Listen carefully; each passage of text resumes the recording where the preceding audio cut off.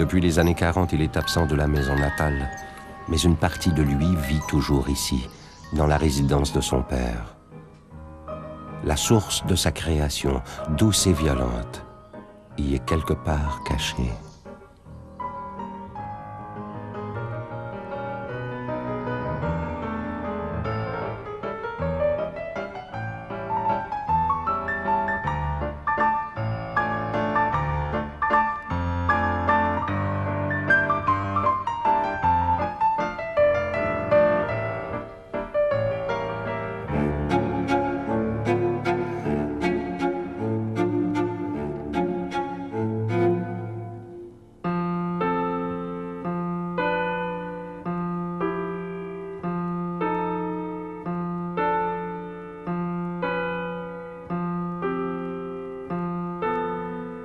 Il faut s'imaginer le confort d'une autre époque. Beaucoup d'amour, d'attention, d'espace et de jouets. Un univers de femmes. Désiré Barry, le seul homme, tente d'intéresser au sport son fils asthmatique. Mais c'est la gouvernante Georgiana qui le fascine. Racontant les histoires de sa campagne profonde, elle donne à Marcel le goût d'inventer les siennes.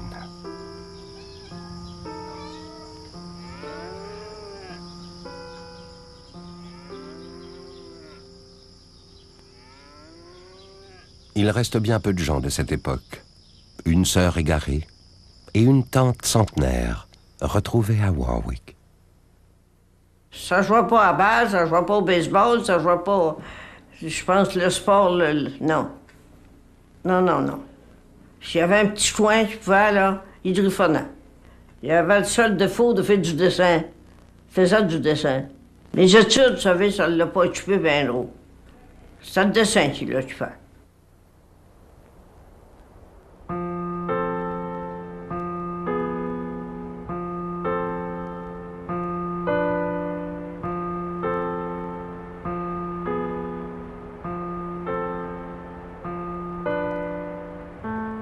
Désiré Barry sait très bien que Marcel ne deviendra jamais un homme d'affaires.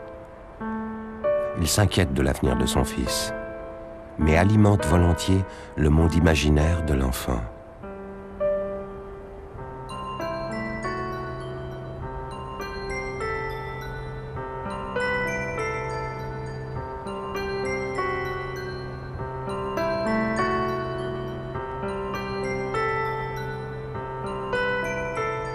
Ça a l'air de rien ce qu'on peut faire pour les enfants, mais ça reste toute ma vie, ça. Je suis arrivé à la maison et il avait dressé sur la table comme un lac. Flottaient là-dessus des bateaux en écorce de bouleau. Ça m'a paru tellement extraordinaire, des bateaux sur vraiment de l'eau au réel sur la table, ça m'avait paru quelque chose. C'était toutes ces choses-là.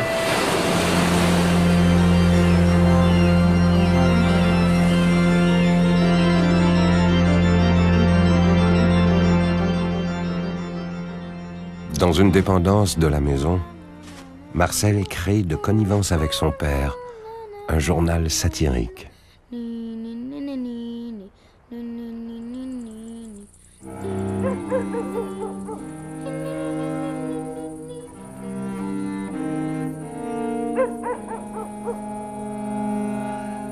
La complicité entre père et fils n'aura duré que quelques brèves années. Cardiaque, Désiré Barry tombe gravement malade. Il a 39 ans. Marcel se souvient encore d'un samedi matin de première neige. Observant de sa chambre l'arrivée du prêtre, le pas empressé, il comprend que son destin vient de basculer. Il a 12 ans.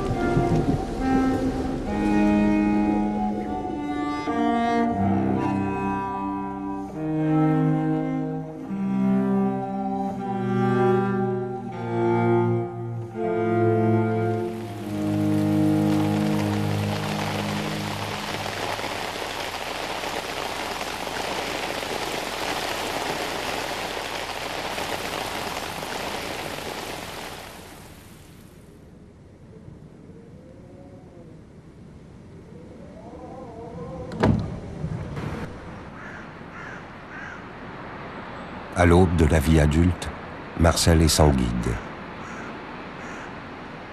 Il s'accroche plus que jamais au dessin, sa source d'identité, son compagnon de voyage, son phare.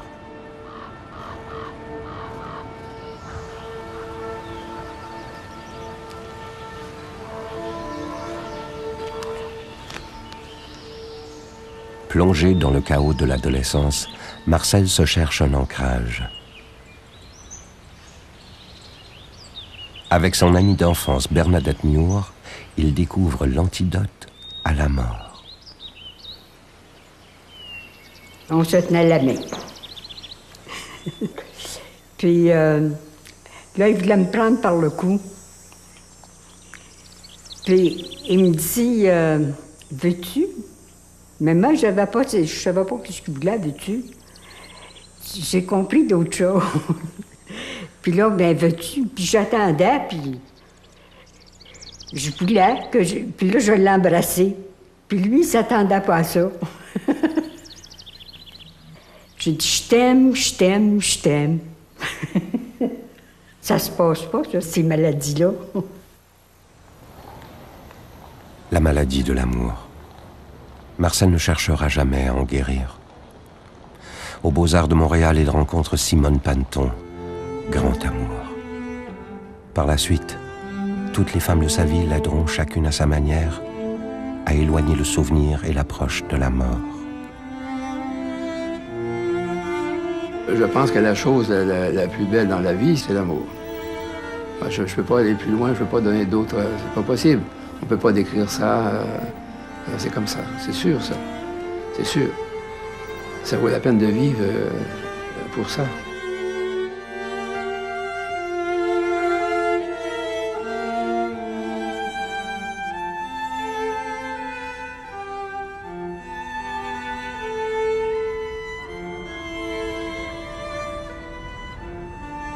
Parler de ce tableau qui se trouve derrière moi, je pense que on n'a même pas besoin de se retourner parce que c'est le genre de tableau que d'abord nous avons tous à l'intérieur de nous.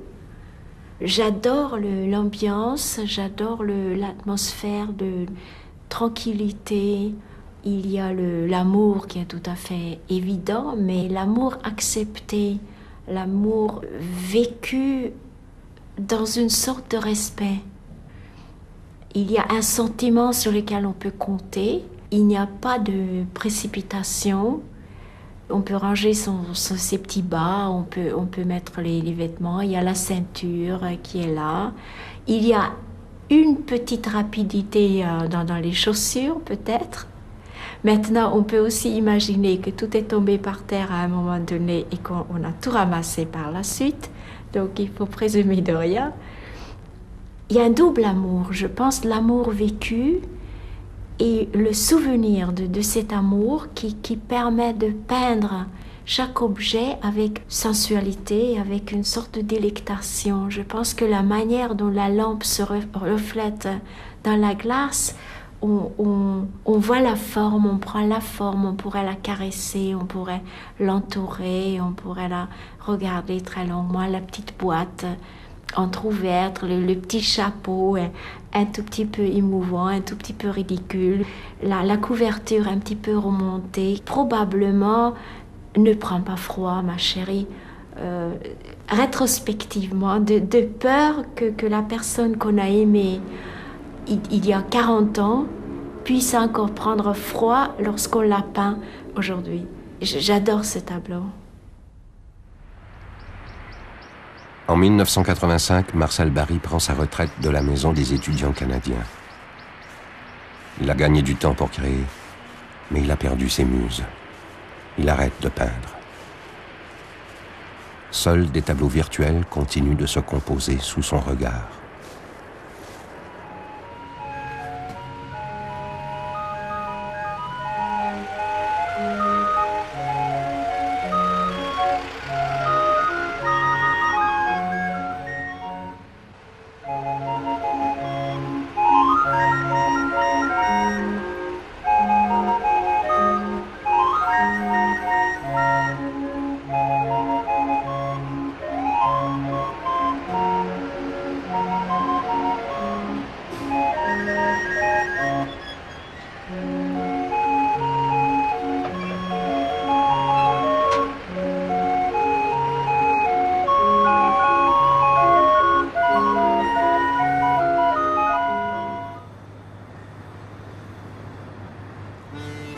Pendant ces années de solitude, Marcel renoue avec sa muse Paris, source inépuisable d'art. Au Louvre, il se forge une amitié bien particulière avec Madame de Sorquinville, grande dame du XVIIIe siècle, restée jeune, toujours belle. Il a de longues conversations avec cette femme du monde, à qui il propose même une sortie dans sa Normandie natale, en compagnie de Félix.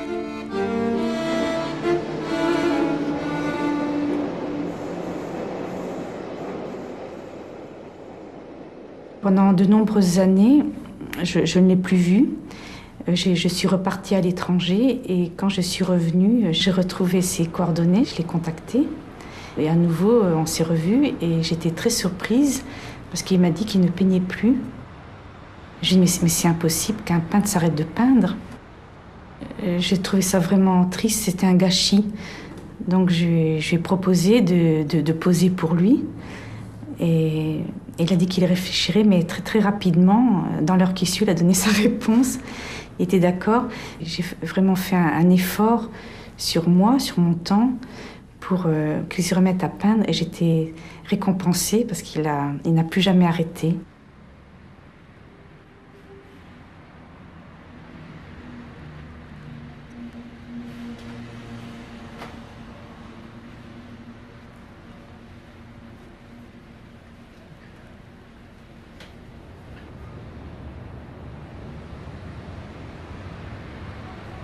Comment ça se fait, ça, j'en sais rien.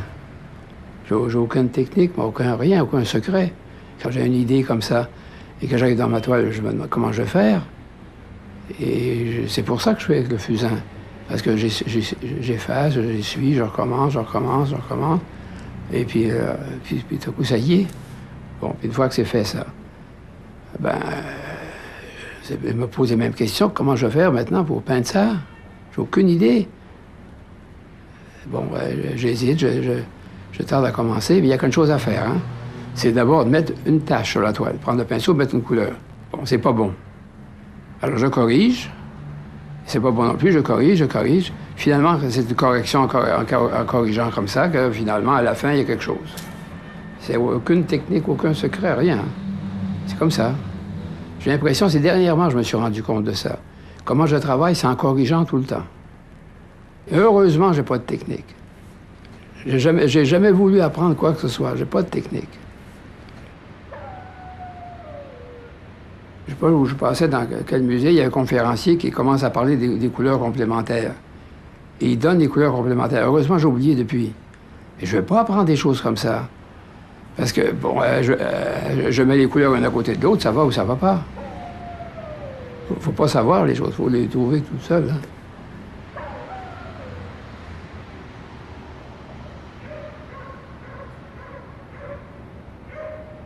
Oui, par moments, il est macabre, c'est même pas possible. Il y a un tableau, je pense, qui va être dans l'exposition. Je l'ai vu à Paris, ce tableau-là, et puis ça m'a donné la chair de poule quand ça m'a secoué. Et c'est sur la mort, donc il pense à la mort.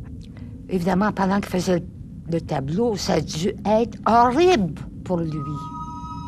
Sa mort, il l'a eue, là. Alors, la vraie mort, ça ne sera jamais rien de terrible pour lui. Il sait très bien qu'il n'est pas éternel, mais je pense que la mort, il l'a réglée en faisant ce tableau-là.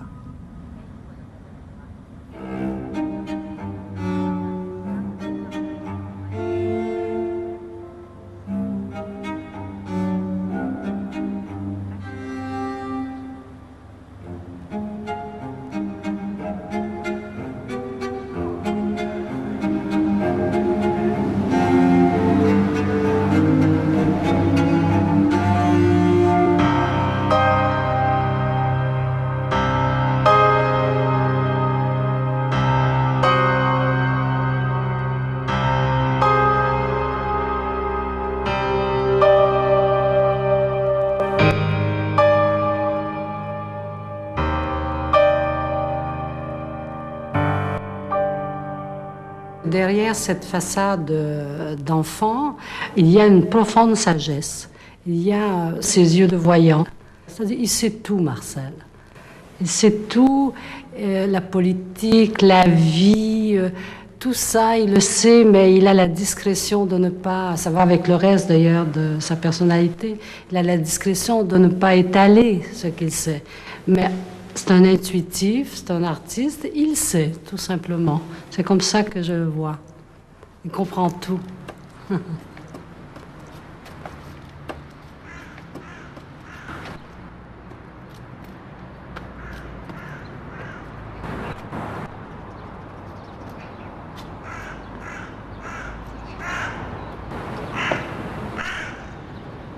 Pour défier sa propre mort, Marcel Barry nous offre ses tableaux. Comme il dit, pour sauver les meubles avant le naufrage. Une œuvre, elle se construit dans le temps. Marcel a construit une œuvre pendant, je ne sais plus combien d'années, presque 50 ans. Et donc l'œuvre, il sait qu'elle est en grande partie derrière lui. Elle est constituée. Maintenant, il va encore ajouter des choses, mais l'essentiel de l'œuvre, elle est là, elle existe.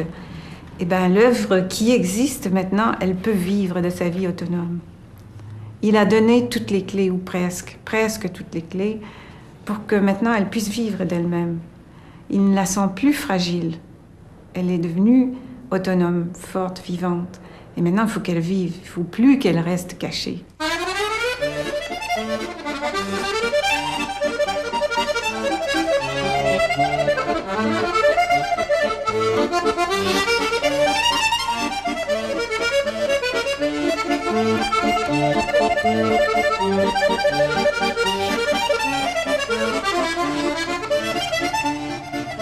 Si on a résumé Barry, et ce qui, moi, en fait, me passionne dans toute cette histoire, c'est qu'au fond, Barry est à traiter avec beaucoup d'égards, pour la simple et bonne raison qu'il s'agit là d'un peintre qui est, je dirais, beaucoup plus obsédé par l'art que par l'histoire. S'il faut le situer en histoire de l'art, il est clair que son choix n'est pas d'être dans l'histoire, mais d'être en art.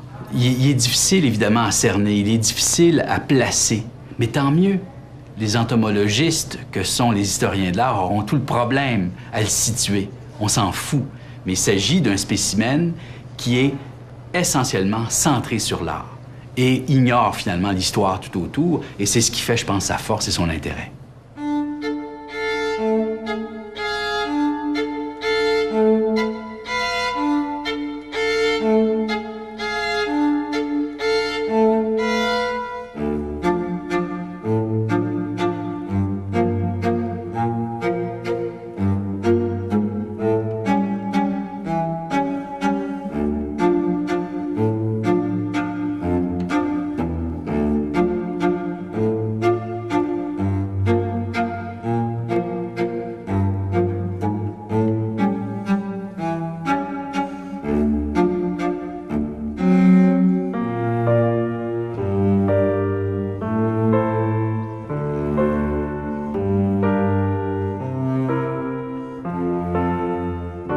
Pour ça, il y a deux choses dans la vie. Hein.